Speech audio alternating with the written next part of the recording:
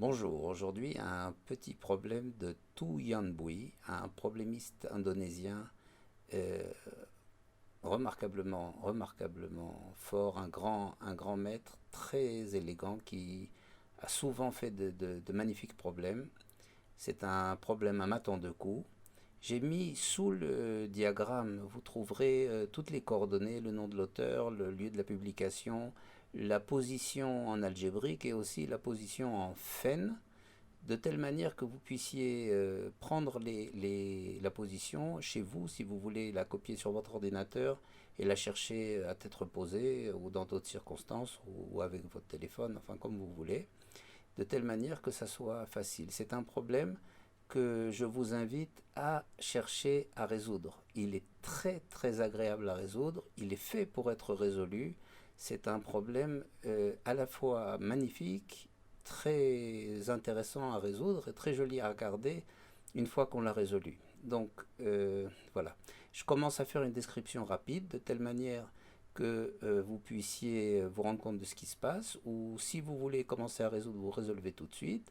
Sinon, je fais un rapide tour, un rapide topo, après quoi je ferai je lancerai une deuxième invitation à résoudre, et après on passera à la résolution. Donc voilà, ceux qui veulent commencent tout de suite. Donc on regarde la cage du roi noir, le roi donc est en D2, les deux tours en E1 et en C1 enferment bien le roi noir. Vous avez les cases C3 et E3 qui sont respectivement contrôlées par le pion B2 et par le cavalier F5 et aussi par le fou B6 qui pointe sur 3.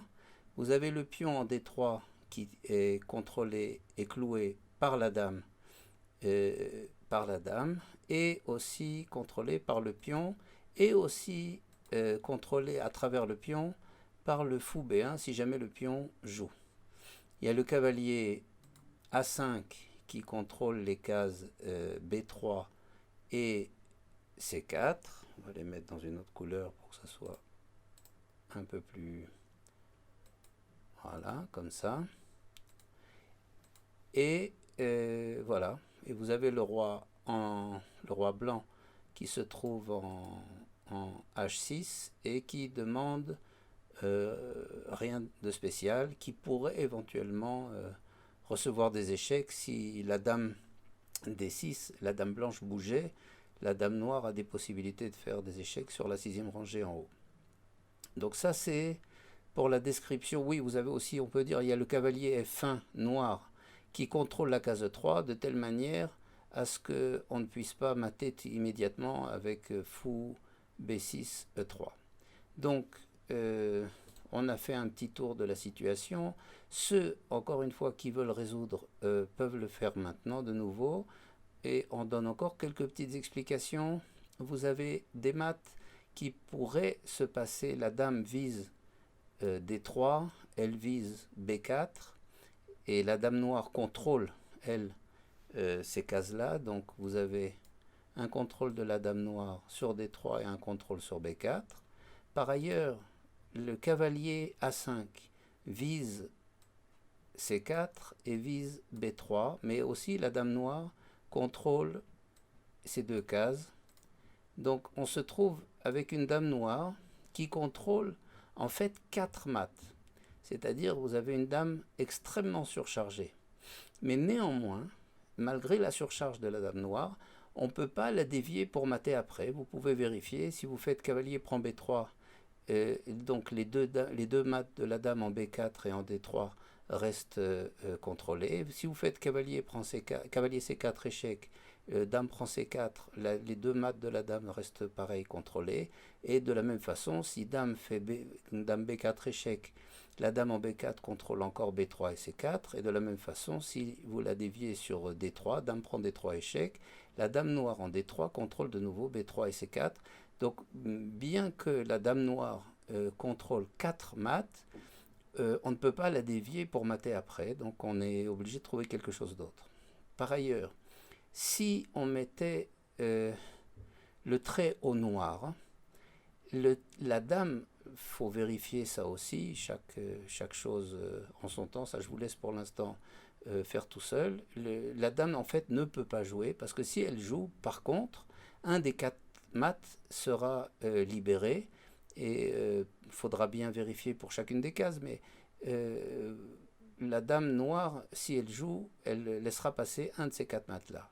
Le cavalier F1, si c'est à lui de jouer, sera obligé de libérer la case E3, comme on a dit tout à l'heure, et donc il y aurait mat par fou E3. Et le pion D3 ne peut pas jouer, et le pion B3, lui, peut prendre en C2. Et donc, si le pion prend en C2, ben, c'est embêtant, il n'y a pas de mat. C'est-à-dire que si on essayait maintenant, tout simplement de passer le trait au noir, en faisant un coup d'attente, eh bien, apparemment, on n'aurait que comme problème le coup noir, pion B3, C2, dont on doit s'occuper. Voilà, alors, sur cette deuxième série d'indications, ceux qui veulent se mettre maintenant à chercher peuvent encore le faire. Et encore maintenant, ça vaut la peine de le faire. Donc, mettez-vous-y si vous le souhaitez. Moi, je vous y encourage. Donc, nous, on commence tout de suite à regarder la solution. Alors, puisque le coup qui dérange, c'est pion B3 prend C2, eh bien, la solution naturelle auquel on pense, c'est de faire le coup d'attente qui nous intéresse en bougeant le pion C2. Donc, et là, on remarque que en jouant le pion C2, donc on a 4 possibilités qui s'offrent à nous. Je les montre. Il y a B3, C3, D3 et C4. Qu'on peut mettre avec des flèches, comme ceci, comme ceci, comme ceci et comme cela. Donc, les 4 possibilités vont chaque fois bloquer un des 4 mats qui sont préparés au diagramme. On va voir si c'est grave ou si c'est pas grave. Donc, on s'en occupe tout de suite. Première tentative, pion prend B3. Pion prend B3, donc bloque le mat cavalier A5 B3. Et les noirs vont pouvoir exploiter ce blocage en jouant dame C6. Dame C6 cloue la dame D6 par la visée du roi qui est en H6. Elle contrôle aussi la case C4 et donc on ne peut plus mater parce que la case B3 a été bloquée au premier coup. Donc on revient en arrière, on essaye par exemple pion C2 C3. Pion C2 C3 bloque le mat de la dame sur B4. Et maintenant, on peut jouer avec les noirs, on peut jouer dame D5. Dame D5, parce que de nouveau de D5, la dame contrôle et B3 et C4. Évidemment, elle empêche le mat sur D3. Et la dame sur B4 ne fait plus échec. Donc on se retrouve avec une réfutation de l'essai pion C2, C3. Donc on va essayer maintenant pion C2, D3. Ici, on le joue. Pion C2, D3. Bloque le mat sur D3. Si les noirs jouaient dame prend A5, qui est parfaitement envisageable parce que il n'y aura plus les mats préparés, on a un fou en B6 qui peut mater, donc ça paraît intéressant, ce blocage sur D3 semble pouvoir être joué, mais les noirs ont un autre coup, ils ont dame A4 qui contrôle de nouveau les cases intéressantes, et de nouveau il n'y a pas de mat. Il nous reste un dernier essai.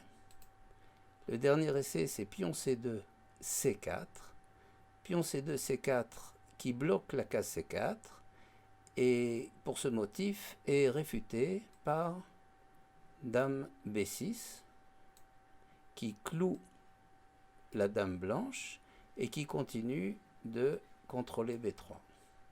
Donc on se retrouve avec les 4 coups du pion qui sont intéressants, qui chacun à leur tour bloque un des 4 mats préparés au diagramme contre le roi noir, et qui donc engendre à chaque fois une réfutation. Donc l'idée qu'on avait de préparer une suite, de faire un coup d'attente et de faire de telle sorte qu'il n'y ait pas le coup gênant pion B3 prend C2, ben ça s'avère inutile. On n'arrive pas à jouer le pion C2 pour empêcher ce coup B3 C2. Donc en fait il faut trouver autre chose, et l'autre manière de faire, c'est non pas d'empêcher qu'il y ait le coup B3 C2, mais de préparer un mat sur B3 C2. Et le mat qui s'invite à nous, ça serait de jouer éventuellement, puisqu'on a un fou en B1 et une tour en C1, de pouvoir jouer tour C1 C2 si jamais le pion noir prend en C2.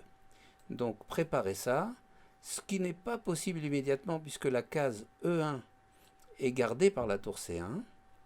Donc ça invite à trouver la clé immédiatement, à savoir de jouer le fou en F2. Et le fou en F2 garde la case E1 et prépare sur un éventuel pion prend C2, tour prend C2 mat. Donc voilà la solution de ce problème. Vous vérifierez que sur tous les coups de la dame, après fou F2, coup d'attente, que la dame joue partout, chaque fois elle laissera passer un des mats. En fait on va le faire tout de suite ensemble et puis ça sera aussi simple. Donc sur dame A6 qui cloue la tour, on a cavalier prend B3. Sur dame B6 qui cloue la dame, pardon, si dame B6, on a cavalier C4 mat. Sur dame C6, on a cavalier prend B3 mat. Sur dame prend A5, on a dame prend D3 mat. Sur dame A4, même chose, dame prend D3 mat. Et sur dame D5, on a dame B4 mat. Voilà, si le cavalier F1 joue n'importe où, on mat sur E3 comme prévu au diagramme. Et donc le fameux mat, si pion B3 prend C2, tour prend C2 mat. Donc on se retrouve avec un problème, avec une géométrie absolument unique. Une dame noire qui contrôle 4 mats du roi noir, au roi noir, 4 mats au roi noir. Les 4 pions possibles, les 4 coups possibles du pion C2, qui chacun obture, bloque un des mats au roi noir, et pour cette raison provoque une réfutation unique par la dame noire. Voilà, un problème absolument fantastique, une géométrie inattendue, une solution aussi qui est parfaitement bien montrée, parce que les essais d'autoblocage sont beaucoup plus naturels et beaucoup plus immédiats que la solution. C'est-à-dire que quand on a un coup noir qui nous dérange, la première idée qui vient à l'esprit, c'est d'empêcher que ce coup noir ne se réalise. Ici c'est facile, il suffit d'enlever le pion C2 pour que tout fonctionne, mais il s'avère que cette idée primitive se trouve être mauvaise, et c'est seulement dans un second temps qu'on va se dire qu'il convient de préparer un mat. Donc on a une bonne construction pour le solutionniste, une géométrie absolument magnifique, et un problème, moi, qui m'avait laissé un souvenir impérissable. Voilà. Donc, merci beaucoup. Si ça vous a plu, mettez un petit pouce bleu, et puis abonnez-vous si vous voulez, parlez-en à vos amis, montrez la vidéo autour de vous. Merci beaucoup et au revoir. Et vous pouvez faire des commentaires, c'est aussi agréable, on se sent moins seul. Merci beaucoup, au revoir.